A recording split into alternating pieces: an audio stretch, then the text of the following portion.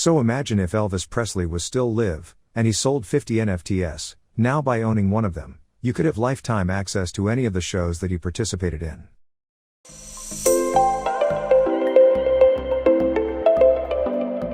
In this video, I'm going to explain exactly what an NFT is. Because honestly we were looking them up, and they are really confusing. So in this video, you're going to learn exactly what they are, why they are valuable, because that was our biggest question, and what the buying process looks like. So a non-fungible token, also known as an NFT, is a type of digital token or asset. A common analogy is to think of these as digital trading cards or digital paintings. Whenever you buy an NFT, you are basically just buying the rights to that specific asset. Now non-fungible means that it can't be changed whenever it is created, you can't split it up, and it must be distinguishable from something else. Unlike a Bitcoin, one Bitcoin is the exact same as another Bitcoin.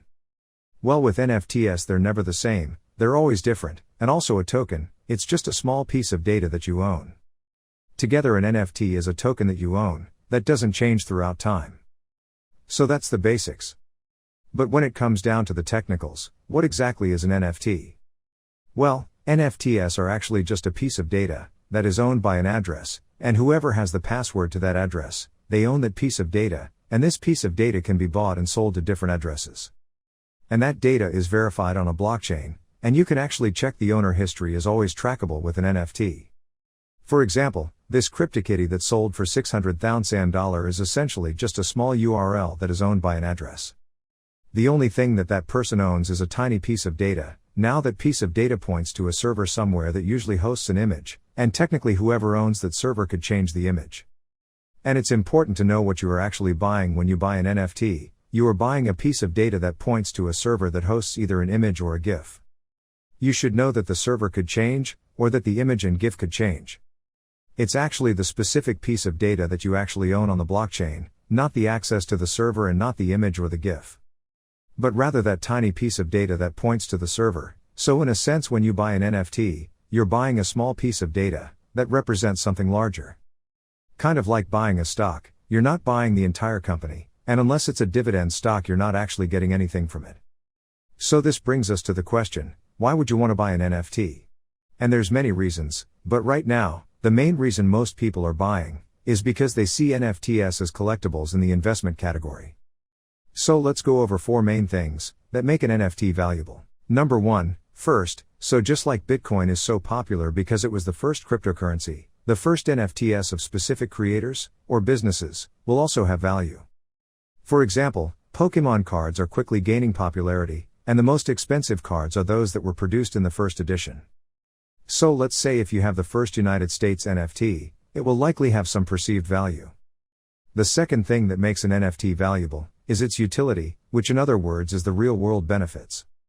So imagine if Elvis Presley was still live, and he sold 50 NFTs, now by owning one of them, you could have lifetime access to any of the shows that he participated in. Now these NFTs would quickly become popular and very expensive, due to their real-world benefits. Personally, this is the only reason I would buy an NFT, is if it had a real-world benefit, and I think in the future almost all NFTs will evolve to have this sort of aspect. Creators will sell NFTs for income, and in return have a membership community, or do a monthly lunch meeting, or something in that fashion. The third thing that makes an NFT valuable is if it's unique or rare, so for example think of the Mona Lisa. Anyone can have a copy of the Mona Lisa in the room, but only one person, or a museum, in this case, can hang up the real painting by Leonardo da Vinci for everyone to view. Now the same goes for the original Constitution of the United States, or a Babe Ruth signed baseball. They are rare. Imagine if Stephen Hawking only minted 3 NFTs, they would be very valuable because there's only 3 originals, even if they're just pictures of the universe. Other people could have that picture, but they wouldn't have the original one minted by Stephen Hawking. If you want to know more about cryptocurrency, don't hesitate to subscribe to my channel. Turn on the notification bell to receive updates from me. The last thing that I found that makes an NFT valuable is ownership history. So for example, what's your favorite celebrity? Mine personally is Robert Downey Jr. So let's say he decides to sell his leather jacket, and buy a new one. Well, when he first bought that leather jacket maybe he paid $200 for it. But me, I might pay $800, just to have the same jacket that Robert Downey Jr. wore. Now the same goes for NFTs, someone might be willing to pay $1 million of an image of a duck that Barack Obama owned at one point. So keeping these in mind, you should think about what actually makes an NFT valuable. If an NFT is the first of its kind, if it has a real-world benefit, if it's rare, and if someone important owned it. These are questions to ask yourself during valuation of an NFT. For example, does buying Jack Dorsey's first tweet for $2.5 million fit any of these? Let's go down the list. Is it a first? Yes, it actually is the first NFT in that category. Second, does it have utility? It does not. You don't get to change the tweet, and you don't get to advertise your business or something like that. Third, is it unique? Yes, it is unique.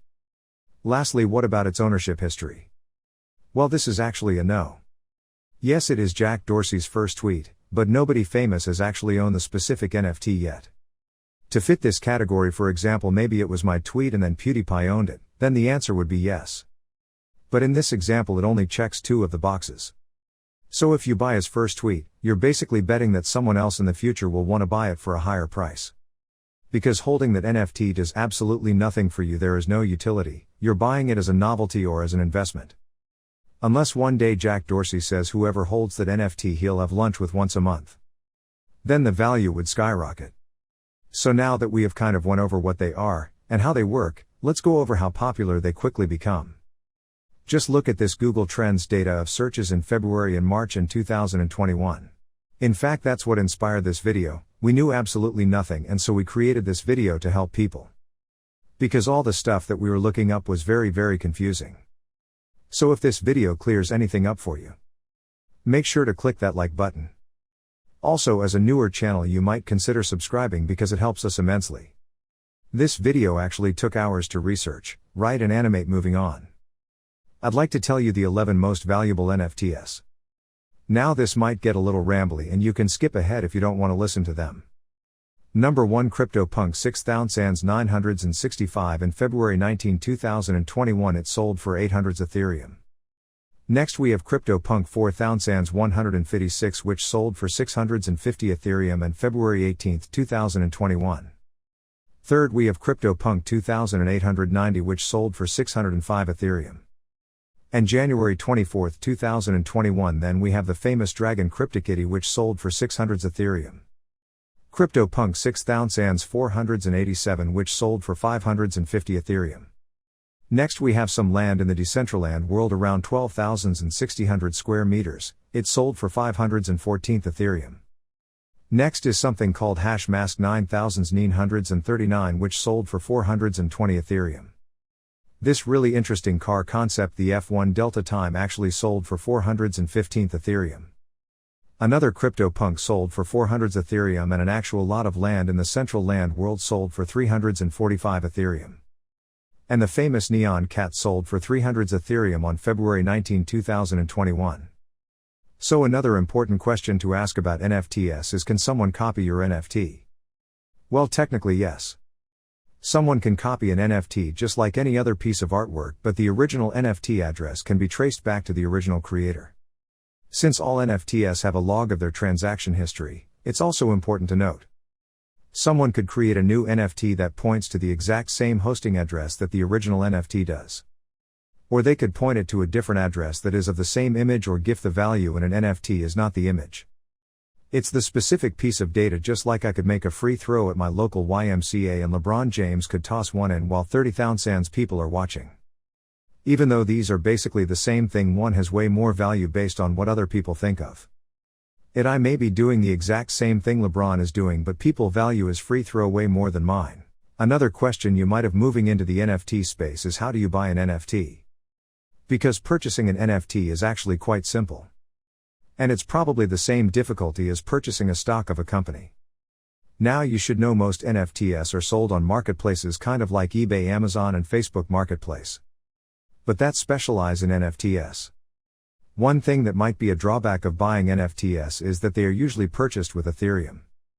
So you'll likely need to own some actual Ethereum before you purchase a CryptoKitty.